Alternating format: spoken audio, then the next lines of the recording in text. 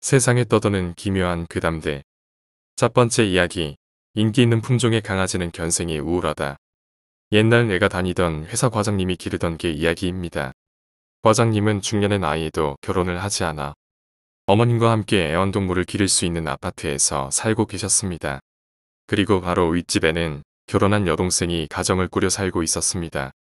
과장님과 어머님의 방에서 이미 고양이를 기르고 있었지만 조카들이 강아지를 키우고 싶다고 졸라대기에 개도 키우기로 했다고 합니다. 평소에는 어머님과 여동생, 조카들이 관리하고 주말이나 휴일에는 과장님과 매제가 교대로 산책을 시키기로 했습니다. 그리하여 근처 애완동물 가게에서 그 당시 무척 인기 있던 품종의 대형견을 사게 되었습니다. 그런 어느 날 회사에서 점심시간에 다 같이 모여 쉬고 있을 무렵이었습니다. 당시만 해도 아직 공중전화가 대중적이던 시기였는데 마침 집에 전화를 하러 가서 자리를 비웠던 과장님이 돌아오셨습니다.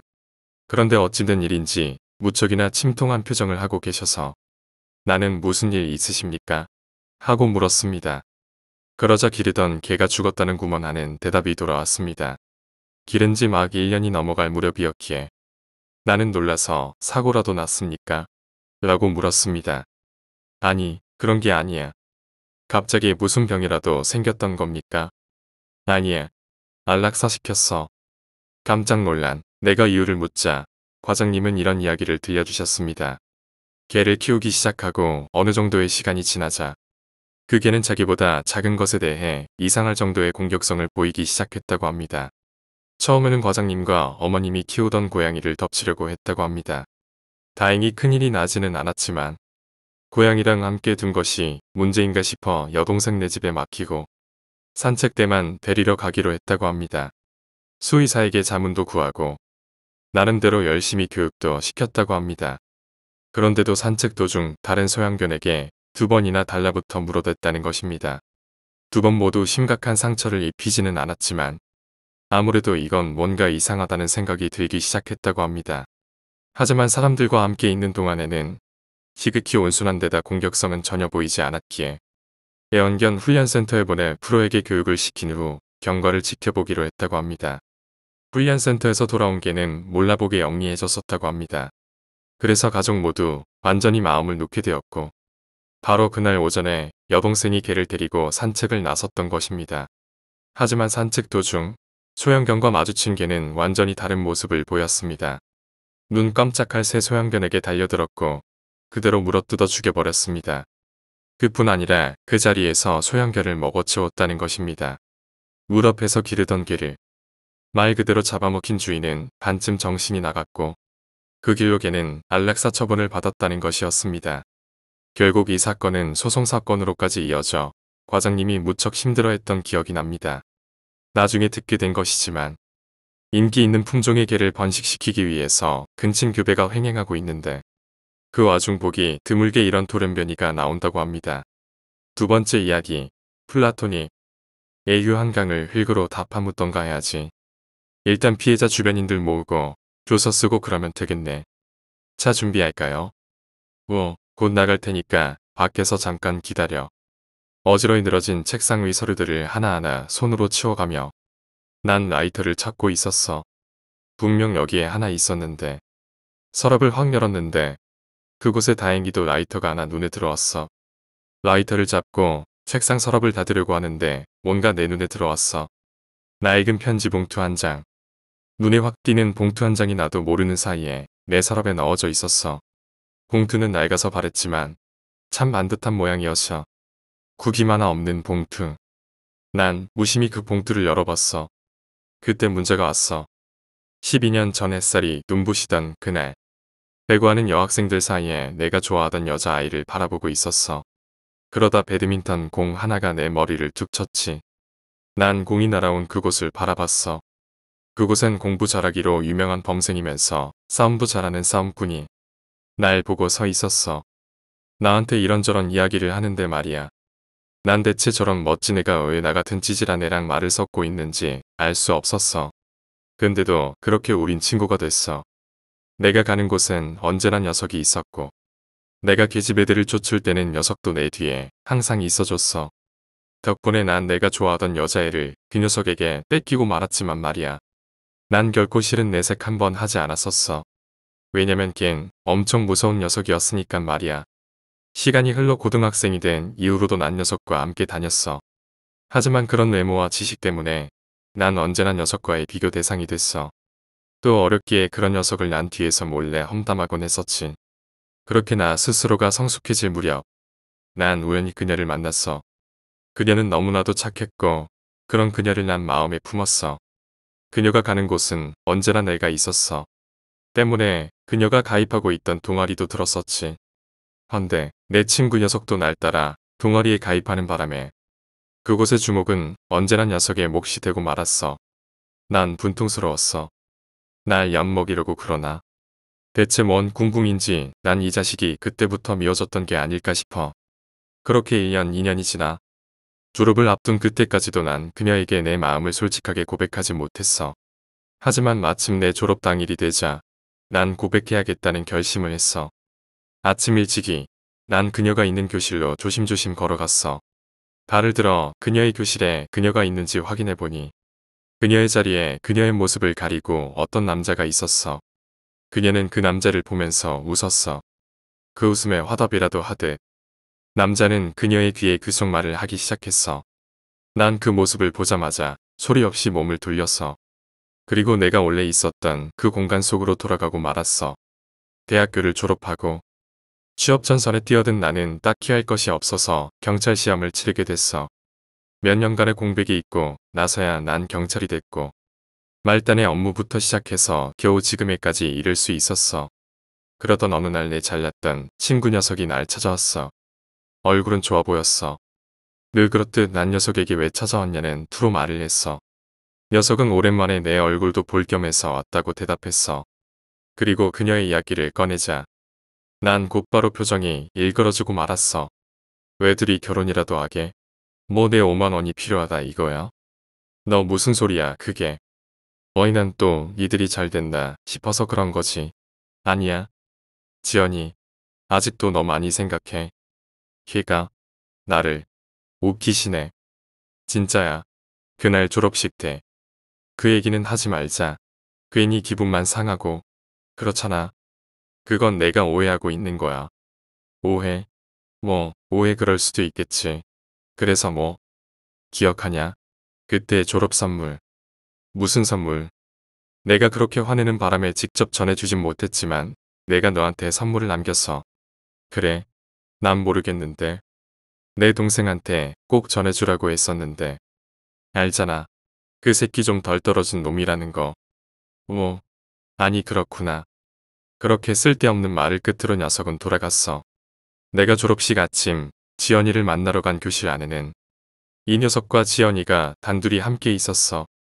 사랑하는 눈빛으로 속삭이던 두 사람을 그땐 그저 바라볼 수밖에 없었지. 난 화가 났어. 그녀에게 줄 내 선물도 결국 그 때문에 전해주지 못했으니까 말이야. 내가 몇 년 동안 그렇게 눈치를 줬음에도 그녀는 내 마음을 몰랐었나 봐. 아니, 알았을 수도. 하지만 내 친구 녀석이 워낙 잘나서 나 같은 게 보였을 리가 있었겠어.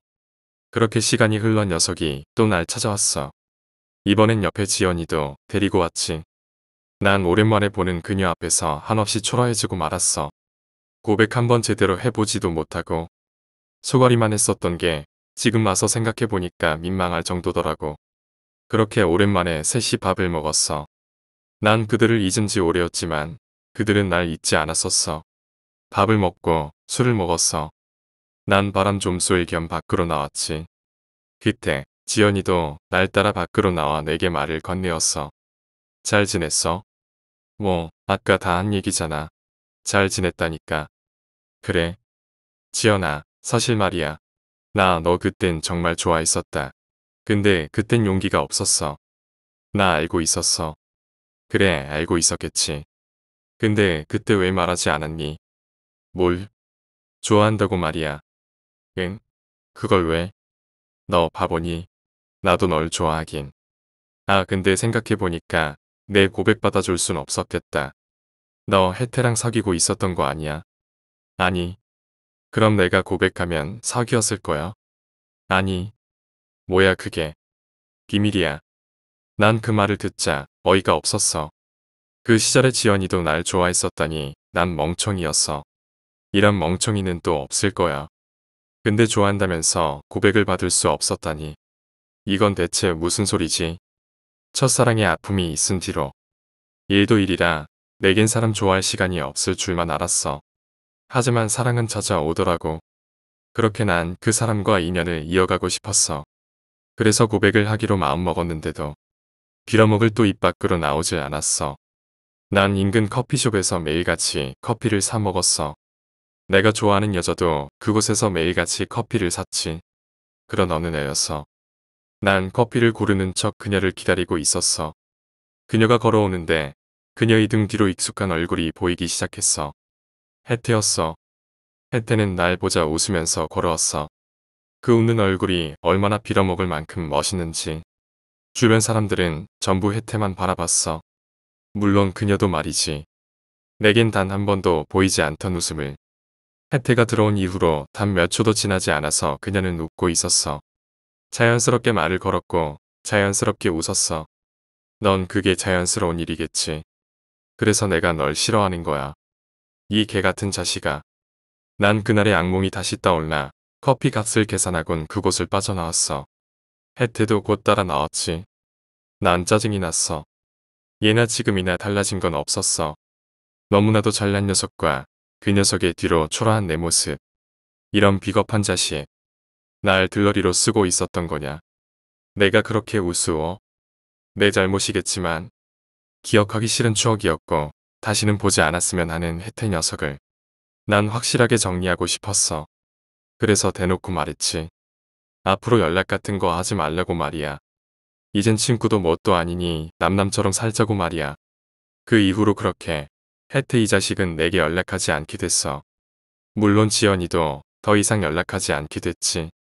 그날은 너무나도 기분이 좋지 않았었어. 근 넉 달은 계속 하나의 사건에 시달렸던 것 같아. 정신줄을 놓으면 그대로 잠에 들었을 정도였으니까 말이야. 내가 왜 이렇게 살아야 할까라는 생각에 이 일을 그만두고 싶었지만 그럴 수 없었어. 그럴 수 없으니까 난 술을 먹었어. 그렇게 먹었어. 정신없이 먹었어. 제가 바로 민중의 지팡입니다. 실수한 건 실수한 건데 기사님 그냥 한 번만 태워다 주시면 안 될까요? 이 새끼가 미쳤나? 술 먹을 거면 곱게 마셨어야지. 아휴. 냄새. 이 시트 어떻게 할 거야? 내려 이 새끼야. 택시 안에서 토를 해버리는 바람에 결국 난 대교 중간에서 낙동강 오리알 신세가 되고 말았어. 멀어져 가는 택시의 뒤로 쌍욕을 퍼붓고 나서야 난 그 자리에서 천천히 걷기 시작했지. 갑자기 옛날 생각이 들었어.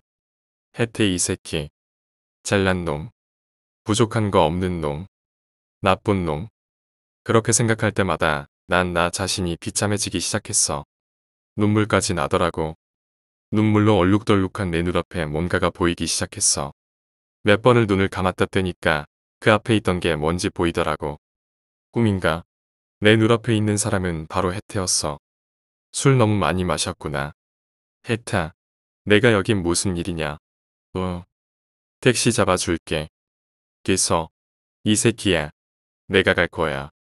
내가 몸을 못 가누니까 녀석이 내 팔을 들어 올렸어. 난 녀석이 내 몸에 손을 대자 갑자기 열이 뻗쳤어. 동정하지 마 이 새끼야. 동정하지 마. 그땐 내가 너무 흥분했었나 봐. 때마침 녀석의 생각에 자격지심을 느끼고 있었을 때였으니까 말이야. 너무 흥분했어. 술에 취했기도 했었고 너무 흥분했어. 난 뒷짐지고 걸어가는 녀석의 뒷모습을 바라보며 난간에 손을 얹었어. 더 이상 살아 못해.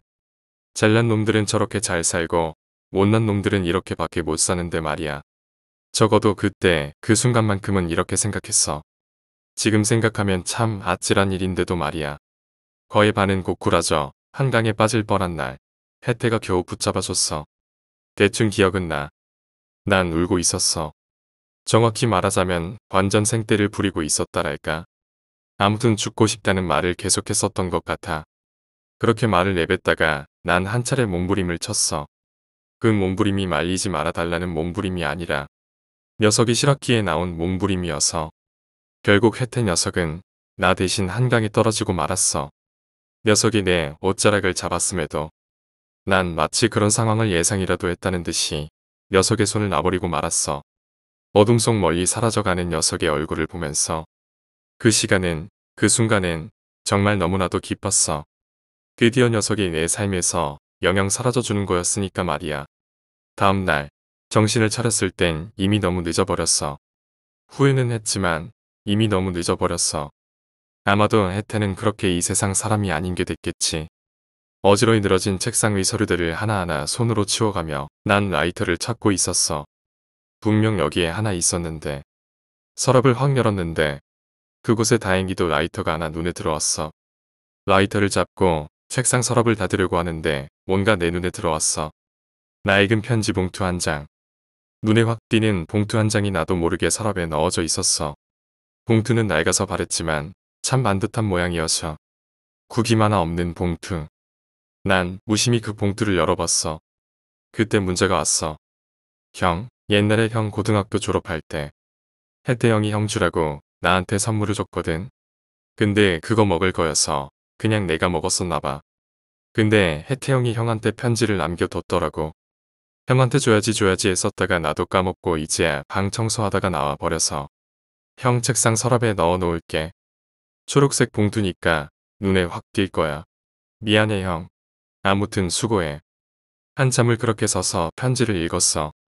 읽고 또 읽었어. 형사님, 형사님. 난 잠시 이 세상 사람이 아닌 듯 싶었어.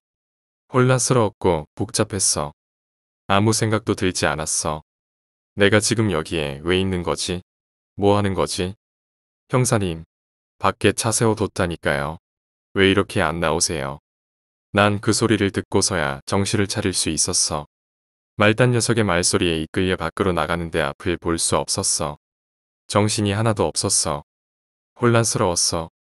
그 앞에 아른거리게 누군가가 서 있었어. 혜태가 죽었대. 어떻게 해, 어떻게 해. 지연아. 그에 나 하나만 묻자.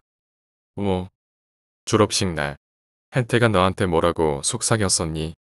그게, 빨리 말해봐. 그건 널 좋아한다는 말이었어. 세 번째 이야기, 그녀의 미래. 그녀의 미래가 보인다. 오늘 불륜남을 만나러 가려고 입은 아름다운 드레스를 볼 수 있듯이 선명하게 보인다. 가방을 꼭 붙들고 눈은 테이블 아래로 깔고 있는 모습까지도. 친절하게 웃으며 우리의 음료를 리필해주는 웨이터의 미래도 보인다.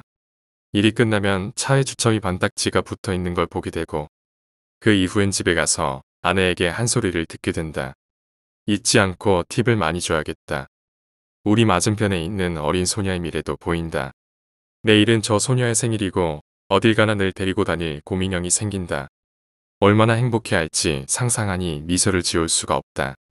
아내에게 시선을 돌리자 방금까지 느꼈던 짧은 행복감이 사라진다. 그녀는 긴장하며 물 한 모금을 마시더니 이렇게 말했다. 나 오늘 밤에 늦게 들어갈지도 몰라. 일이 너무 많이 남았어. 그녀의 미래가 보인다. 이 식당에서 나가서 좀 걸어가다가 자기도 모르게 도로로 들어서고 차에 치인다. 끼가 부러진 가방은 길 건너편까지 날아가고 운전을 했던 사람은 앞유리에 달라붙은 신체 일부를 보고 충격을 받아 비명을 지른다. 지금 이 순간 그녀의 불행한 운명을 바꿔줄 생각이 들지 않는다. 아내의 배신이 주는 고통이 너무나도 크다. 난 거짓말을 했다. 기다리고 있을게. 네 번째 이야기, 울음소리.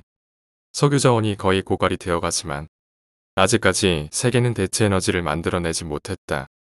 60억 인구가 자원을 나눠 쓰기엔 남아있는 석유는 턱없이 부족했다. 각국은 모두 이러한 사태를 예상이라도 했는지 몇 년 전부턴가 비상체계에 돌입하여 전쟁을 준비하고 있었다. 과도한 인구를 줄이기 위하면서 자국민을 최대한으로 보호하기 위한 최선의 방법이었던 것이다. 세계 석유전쟁은 곧 핵전쟁으로 이어졌고 전쟁은 단 9시간 만에 종결되었다. 석유전쟁에 승자와 패자는 없었다. 인구를 줄이기 위해 각국이 담합한 것처럼 너무나 일순간에 끝이 났다. 석유라는 명분과 전쟁이라는 명목이 있었기에 인류학살이라는 단어는 어디에도 존재하지 않았다. 90%의 인류가 일순간에 사라졌고 남아있는 10%의 인류는 잔인한 행복감에 젖어들 테였다. 하지만 그런 이기적인 행복도 오래가지 못했다. 전쟁은 또 다른 악마를 낳았으니 그것은 고밀도의 방사능이었다. 모두 방사능에 대비했음에도 불구하고 지구는 살아있는 생명체인 것처럼 인간의 방어 체계를 모조리 부숴버렸다. 그로 인해 남아있는 인간의 대부분이 외부 내부 모두 피폭을 당했고 그들의 DNA는 파괴되고 변질되어 갔다. 하지만 인간들도 가만히만 있지는 않았다. 미국 CDC가 단순간에 리드라는 약물을 개발했고 남아있는 인류를 위해 전 세계에 무작위로 배포했다. 각국에서 약을 받은 남아있는 인류는 새로운 세상과 다시금 다가올 평화의 안도와 기쁨의 환호성을 질렀다. 하지만 그 희망도 잠시 인류의 새로운 부활을 기대해 보려던 찰나 리드에는 한계점이 있었으니 방사능 피폭의 DNA 변화를 영원히 억제하지 못한다는 것이었다.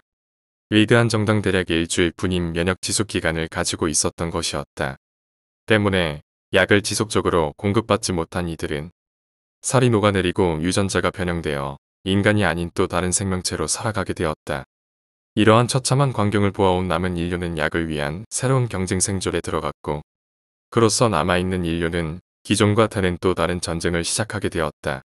야야, 일어나. 다 왔다. 운전을 하던 정혁은 어딘가에 차를 세우고 조수석과 그 뒷자리에 있던 친구들 깨웠다. 여긴 어디냐? 조수석에 있던 성철은 졸린 눈을 비비며 새로운 낯선 곳에 물음을 던졌다. 몰라. 무슨 식량창고 같은데. 여기 좀 둘러보고 안전하면 오늘 여기서 자고 가자. 야, 그냥 안전하게 차 저쪽 구석에다 세우고 차 안에서 자고 가면 안 되냐? 운전 시작부터 줄곧 내리 잠만 잤던 학경은 불만 섞인 목소리로 다른 제안을 했다. 그래 좀만 가면 부산이잖아. 이제 거의 다 왔으니 안전하게 가자. 그에 동조하는 우준. 안 돼. 우리 약발 떨어지기도 거의 일보 직전이고 식량도 부족하잖아. 여기서 약이 남아있는지 남은 식량은 있는지 확인하고 가야 돼. 정혁을 포함한 4명의 친구들이 이들을 구해서 마지막으로 먹은 게 오늘로 벌써 6일째였다. 빨리 구하지 않으면 그들도 곧 약을 구하지 못한 자들로 변해버릴 것이었다. 그래 맞다. 부산 가더라도 거기에 약이 떡하니 바로 있을 거란 보장이 없잖냐. 여기서 구해보고 없을 때 다시 생각해보자. 정혁의 말에 동조하는 성철에게 정철은 내심 고마움을 느꼈다. 에이 씨발. 부산 거의 다 왔다고. 이제 배만 구해서 일본만 가면 끝인데 좀 안전하게 가자. 부산에 약이 있다니까. 그들의 목적은 일본이었다.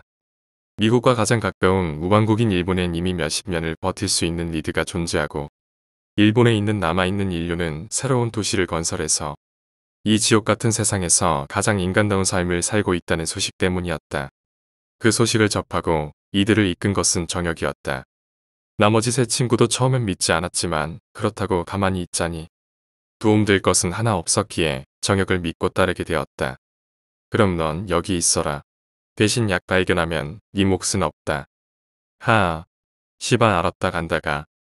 뒷좌석에 있던 학경과 우주는 식량창고 같은 건물을 들어가는 게 내키지 않았지만 정혁의 협박 아닌 협박에 각자 무기를 챙기고 차에서 내렸다. 멀리 어딘가에서 약을 구하지 못한 자의 울음소리가 들렸다. 이런 생활 더 이상은. 야, 최우준. 야구 방망이 똑바로 들고 정신 차려. 일본 가면 끝이니까. 우리가 가지고 있는 무기라곤 빠루 2개와 쇠파이프 하나. 그리고 나무로 된 야구 방망이 하나였다. 하지만 우리에게 이 무기들은 약을 구하지 못한 자들로부터 지금까지 살아남게 해준 생명의 은인들이었다. 멀리서 들려오는 소름 끼치는 울음소리를 뒤로하고 어느새 건물 철문 앞에 다다르게 되었다. 자물쇠가 부서져 있네. 열어봐 얼른. 안에서 누가 잠근 것 같은데. 정혁은 빠르로 문을 두들겨 보았다. 저기 누구 계신가요? 방금 전 들렸던 괴물 소리가 더 크게 들렸다. 그들의 존재를 알아챘는지 울음소리의 방향은 그들을 향해 있었다. 이 씨발. 아무도 없네. 괜히 내려서 괴물 새끼들만 끌고 오게 생겼잖아. 빨리 돌아가자. 아냐. 안에서 잠갔으면 분명 안에 누가 있을 거야. 안에 누구 없어요? 빨리 돌아가자고. 다시 한번 정혁은 빠르로 문을 두들겼다. 철문은 아까보단 조금 더 큰 소리를 냈다. 식량이 부족합니다. 안에 누구 계시면 식량 좀 나눠주세요. 뒤에서 들려오던 소리는 더욱 커졌다.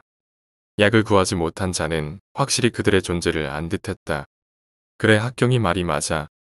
안에 아무도 없는 것 같아. 돌아가자 정혁아. 성철마저도 돌아가자고 정혁을 부추겼다. 식량만 좀 나눠달라고 시발.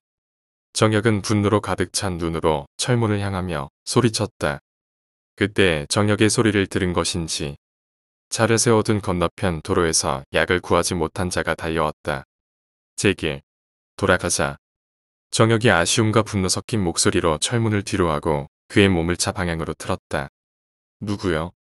그때 철문 사이에서 사람의 목소리가 들렸다. 선생님, 뒤에 괴물이 쫓아오고 있습니다. 일단은 좀 안으로 들어가게 해주세요. 경찰 제복을 입고 있는 한 중년 남성이 문을 열어주었다. 얼른 문 닫아. 문을 닫음과 동시에 약을 구하지 못한 자가 철문에 몸을 부딪혔다. 간발의 차로 정혁과 그 친구들은 건물 안에 들어설 수 있었다. 긴장했던 탓인지 정혁의 숨소리는 거칠었다. 살았다. 이게 뭔 개고생이야. 선생님 정말 감사합니다. 그건 그렇고 혹시 식량 남으신 거 있으신가요? 많이 가지고 계시다면 좀 챙겨가게 해주세요. 정혁의 안도의 한숨을 뒤로 학경은 제자리에 불썩 주저앉으며 욕을 토했다. 매번 같은 불만만 내지르는 학경을 무시하고 성철은 바로 중년 남성에게 부탁을 요구했다. 성철의 부탁에 웬일인지 실실 웃는 중년 남성이었다. 그동안 혼자라 존나게 심심했는데 반가워 죽겠네 이거. 라며 뜬금없는 소리를 내뱉었다. 그리고는 총을 꺼내 성철을 겨눴다. 뭡니까? 니네 줄 식량은 없고 너네 그 족같은 약이나 내놔. 약과 식량을 구하기 위해 들어왔던 정영래 무리에게 남는 약이 있을 리가 없었다. 하물며 총이라니. 몽둥이를 들고 있는 그들은 총 앞에 대항할 수 없었다. 선생님 저희는 남는 약이. 그렇지 남는 약이 없겠지. 그러니까 내 거 뺏으러 온 거고. 그렇지. 그런데 이를 어쩌냐. 난 이들은 못 믿겠고 또 너네들이 데리고 온 저밖에 괴물새끼 떨쳐내려면 너놈들 죽일 수밖에 없는데. 시발. 그러니까 내가 여기 오지 말자니까. 그때만큼은 학경의 말에 성철은 둔감하고 있었다.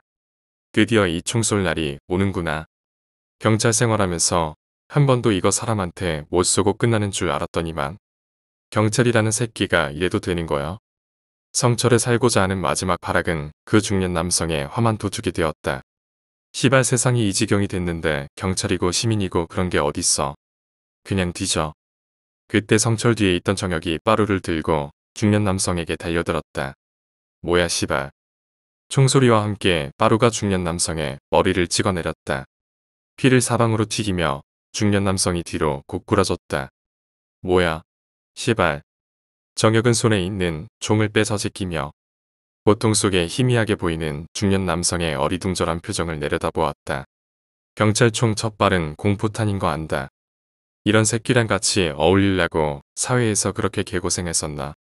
너 이 새끼 뭐야. 경찰 공무원 준비생이었다. 그것도 4년째 20새끼야. 정혁은 한 번 더 빠루로 머리를 내리치고 확실히 죽었는지 확인한 뒤에야 우리의 상태를 보기 위해 돌아보았다. 정혁의 긴장했던 탓인지 등 뒤는 땀으로 범벅이 되어 있었다. 그도 목숨 걸고 달려나간 것이었다. 저 괴물 새끼들만도 못한 놈 죽인 거야. 그래 괜찮아. 라며 혼잣말을 드내며 정혁은 들고 있던 총을 성철에게 맡겼다. 잠깐 그거 그냥 내가 들고 있을게. 뒤에 있던 학경이 어느새 성철이가 들고 있던 총을 가로채며 주머니에 챙겨 넣었다. 그래 내가 낫겠다. 오준이보다 겁쟁이 새끼니까. 뭐? 농담이다 새끼야. 뭐 먹을 거나 약 있는지 좀 찾아봐. 씩씩대는 학경을 뒤로하고 정혁은 건물 곳곳을 돌아보고 있었다. 그 뒤를 따라 성철과 우준도 각기 다른 방향을 돌아보며 생존을 위한 양식을 찾아 나섰다. 때마침 밖은 비가 내리기 시작했다. 비가 와도 리드를 투약한 사람이면 버틸 수 있지만 워낙 고밀도의 방사능이 묻어있는 비라 약의 면역 지속 시간은 극히 줄어들게 된다. 건물을 뒤덮고 있는 방사능비는 곧 우리에게 영향을 끼칠 것이다. 당장 약을 찾지 않으면 안 되었다.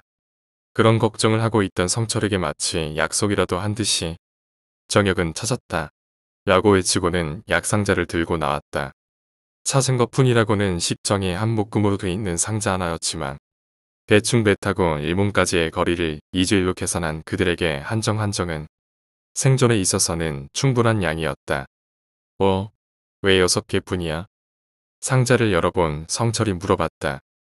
열어봤는데 8개가 있더라고. 난 2개 따로 챙겼고 나머지 2개는 저 경찰 놈이 쓴 것 같아. 배 타기 전에 투약해야 되니까 하나씩 얼른 챙겨. 약을 구하지 못한 자는 아직까지도 밖에서 이들의 존재를 잊지 않았는지 쉬지 않고 문을 두들겼다.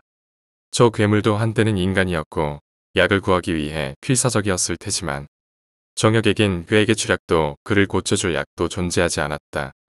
정혁은 재빨리 그 괴물을 떨쳐버리기 위해 시체의 줄을 매달고는 창문 밖으로 던졌다. 잠시 뒤 우적우적거리는 역겨운 소리가 한참 동안이나 들리더니 이내 곧 사라졌다. 방사능비로 인해 그들에게 몸의 변화가 일어나기 시작했다. 딱 맞춰 약을 구해서 다행이었다. 각자가 지니고 있는 이 정의 약을 자기 전에 투약해야 했다. 이제 이걸로 다시 일주일은 버틸 수 있게 되었다.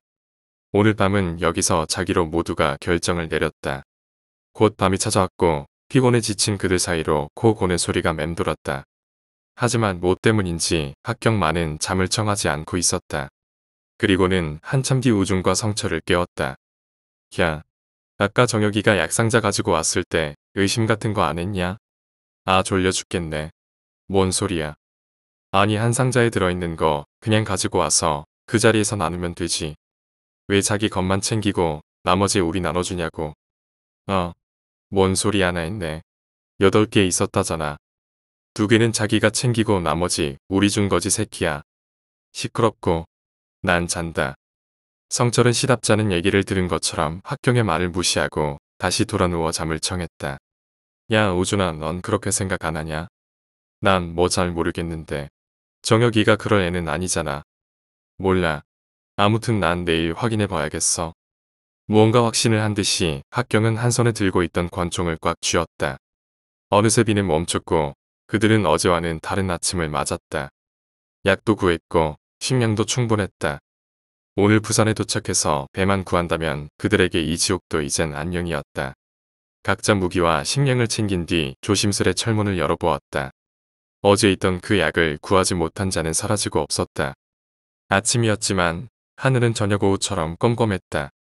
소리 없이 차가 있는 곳으로 모두가 올라탔다. 그때 정혁이 말했다. 성철아, 오늘은 네가 운전 좀 해주면 안 되냐? 알았어. 근데 어디 아픈 거냐? 아니, 그냥 좀 피곤하네. 어색한 웃음을 지으며 정혁은 조수석으로 자리를 옮겼다. 그때 학경이 정혁의 이상한 행동을 눈치챘는지 입을 열었다. 너 왜 그러냐? 뭐 맛있는 거 숨기기라도 했냐? 그러자 정혁이 화들짝 놀라며 뒤를 돌아 학경을 쳐다보았다. 뭔 소리냐? 맛있는 거는 무슨 얼른 가기나 하자. 에이, 뭐 숨기는 거 있네. 말도 더듬고 그리고 너 등 뒤에 잔뜩 땀으로 젖었어. 너 긴장하면 땀 많이 흘리잖아. 그렇지? 그때 성철이 소리쳤다. 야, 안 닥치냐? 이 새끼 어제부터 왜 그래? 그냥 조용히 가자. 가서 배만 찾을 생각하자. 성철의 중재에 학경은 입을 삐쭉 내밀고 창밖을 바라보았다. 차는 새로운 미래를 향해 다시 움직였지만 하늘은 여전히 어두웠다. 야, 부산이다 부산. 우준이가 차 안에서 소리쳤다. 자, 곧 선착장에 도착할 거다. 제발 남아있는 배가 있기를 기도드려라. 어느덧 차는 선착장 주변에 도착했다. 하지만 그 주위엔 널브러진 시체들과 쓰레기들로 가득 차. 차가 더 이상 진입할 수 없었다. 자, 여기서 내려서 걸어가자. 정혁의 말에 모두는 식량 가방과 무기를 챙겨 들고 차에서 내렸다. 정혁을 앞세우고 성철과 학경 그리고 우주는 그 뒤를 따랐다. 정혁은 여전히 땀을 흘리는지 등 뒤가 땀으로 범벅이 되어 있었다. 야, 성철아. 물어보기라도 하자. 혹시 모르잖아. 하, 씨발 좀 그만해라. 정혁이가 뭐 숨기려냐? 아니, 그냥 물어보기만 하자고. 왜 다 같이 보는 앞에서 약 분배 안 했냐고. 그리고 설사 통통배 같은 걸로 일본까지 가는데 2주가 넘을 수도 있잖아. 그렇게 되면. 알았다, 알았어. 내가 가서 물어볼 테니까 가만히 있어. 같이 가서 물어보자. 성철은 친구를 의심하는 것 같아 내키진 않았지만 학경의 억지스러운 부탁에 앞장서 정혁이를 급히 쫓아갔다. 성철의 뒤를 학경은 꼭 달라붙어 따라갔다. 어느덧 그들은 선착장에 도착했다. 선착장에는 수많은 시체와 오물들이 뒤엉켜 역겨운 냄새를 뿜어내고 있었다. 많은 사람들이 배를 차지하기 위해 싸우다가 죽어나간 것 같다. 정혁은 그들이 그러한 선착장 경쟁에 뒤늦게 뛰어든 것을 감사해 했다. 선착장 주변에는 쓰레기 말고는 아무것도 없는 것 같았기 때문이다. 저기 정혁아. 주변을 돌아보던 정혁의 어깨를 두드리고 성철이 말을 꺼냈다. 그리고 정혁은 그 물음에 대답을 하기 위해 고개를 돌렸다. 그때 학경은 주머니에 있던 총을 꺼내어 정혁을 겨눴다. 너 뭐하는 거야, 이 새끼야. 성철이 당황하며 학경을 만류했다. 잠깐 나와봐. 야, 박정혁. 너 왜 어제 약상자 분배할 때 내 것만 따로 빼가지고 왔냐? 나머지 4개 내가 가지고 있지. 뭔 소리야? 나는. 당황하는 건 정혁도 마찬가지였다. 말까지 더듬거리며 무언가 해명을 하려는 정혁의 말을 학경은 바로 끊어버렸다. 닥쳐. 내가 너 어렸을 때부터 봤지. 넌 거짓말 잘 못하잖아. 긴장을 심하게 할 때면 네 등이 땀으로 범벅이 되니까. 이 씨발. 나는. 탕. 총소리와 동시에 정혁의 머리가 터져나갔다. 이 개새끼야 뭐하는 거야. 당황하는 학경을 밀치며 성철은 욕을 퍼부었다. 나는 그냥 단순히 협박만 하는 줄 알았는데. 경찰총 첫 발은 공포탄이라며. 이 병신아, 어제 정혁이가 제지하다가 말 나갔잖아. 그때 어디서 총소리를 들었는지. 먼 곳 사방에서 약을 구하지 못한 자들의 울음소리가 들려왔다. 이 씨발 너 때문에. 그럴 게 아니라 정혁이 몸 좀 뒤져보자. 가지고 갈 건 가져가야 할 거 아냐. 응. 너랑 새끼 우리 모두 다 살게 돼도 너는 내가 죽인다.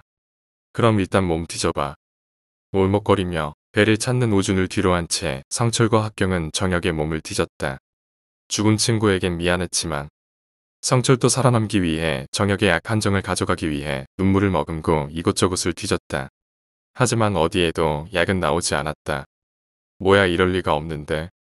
그러게 약 한 정은 남아있을 텐데 각자 2개씩 나눴고 어젯밤에 하나씩 투여했으니 그럼 뭐 때문에 이렇게 땀을 흘렸던 거지? 그리고 문득 뭐가 생각났는지 학경은 정혁의 등을 보기 위해 정혁의 상의를 벗어제꼈다. 그 순간 학경과 성철의 눈에 들어온 것은 살이 다 녹아버린 정혁의 등이었다.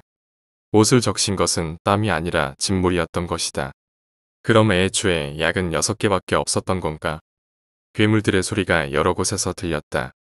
그것들은 곧 선착장으로 들이닥칠 것이었다. 정혁을 애도할 틈도 없었다. 빨리 배를 찾아내야 했다. 찾았어.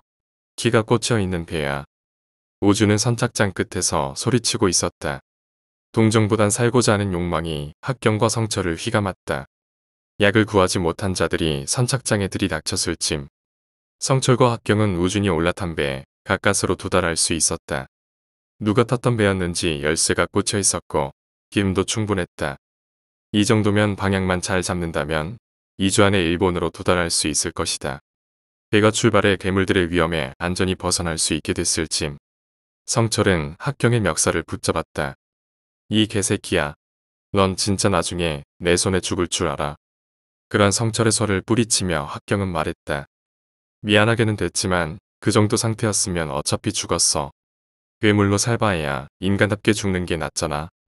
그의 뻔뻔스러움에 성철은 분노에 치를 떨어야 했지만 일단 목표는 그들 모두가 최후까지 생존하는 것이었기에 부들부들 떨리는 손을 잠재우며 분을 참아냈다. 여전히 하늘은 어두웠고 그들의 표정도 어두웠다.